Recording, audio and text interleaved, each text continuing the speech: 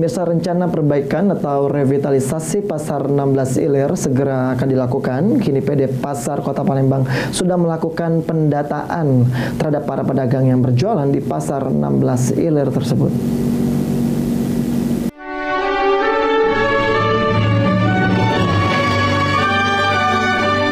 Pemkot Palembang bakal merenovasi Pasar 16 Ilir. Rencana itu kembali mencuat ke publik setelah sebelumnya Pemkot sudah sejak lama ingin merenovasi pasar terbesar di Kota Palembang tersebut, namun terbatas anggaran dan terkendala perjanjian dengan pihak ketiga. Dalam sepekan terakhir, isu renovasi Pasar 16 Ilir ini kembali ramai, bahkan viral di media sosial. Desain baru bangunan Pasar 16 Ilir yang baru. Tak hanya bangunan baru, nama Pasar 16 Ilir pun rencananya akan diganti menjadi Heritage 16 Ilir. Direktur Utama PD Pasar Kota Palembang Abdul Rizal mengungkapkan saat ini sudah masuk tahap pendataan pedagang dan beberapa bulan lagi akan segera dilakukan revitalisasi Pasar 16 Ilir. Selama proses renovasi Pasar 16 Ilir, para pedagang tetap berjualan seperti biasa.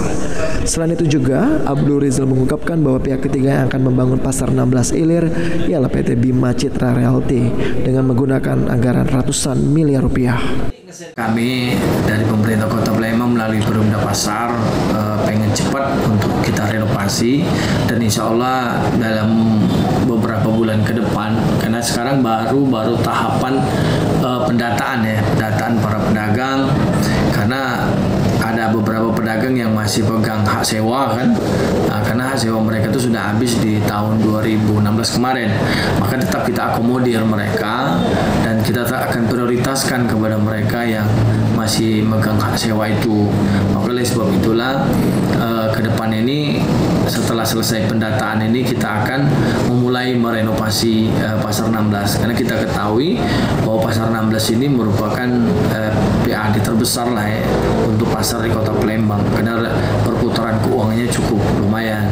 Oleh sebab itulah jangan sampai PAD kita yang menjanjikan ini jadi terbengkalai terus-menerus, sehingga kenyamanan pedagang dan juga pembeli juga itu tidak terjadi. Sementara itu, Ketua DPRD Kota Palembang Zainal Abidin menegaskan bahwa dana pihak ketiga harus benar-benar mewadahi sehingga tidak mangkrak dan akhirnya menyusahkan para pedagang. Terkait dengan regulasi hukum, kemudian perekonomian itu tentunya dari permodalan pihak ketiga itu harus memadai, jangan sampai sudah contoh yang banyak mangkrak.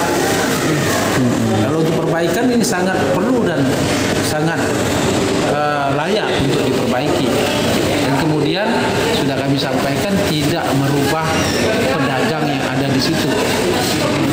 Mungkin ada kriteria nanti dari pihak ketiga atau PD Pasar terkait dengan pedagang di situ. Jadi kami harapkan pedagang yang lama yang ada di situ sekarang ini tetap bisa berada di situ.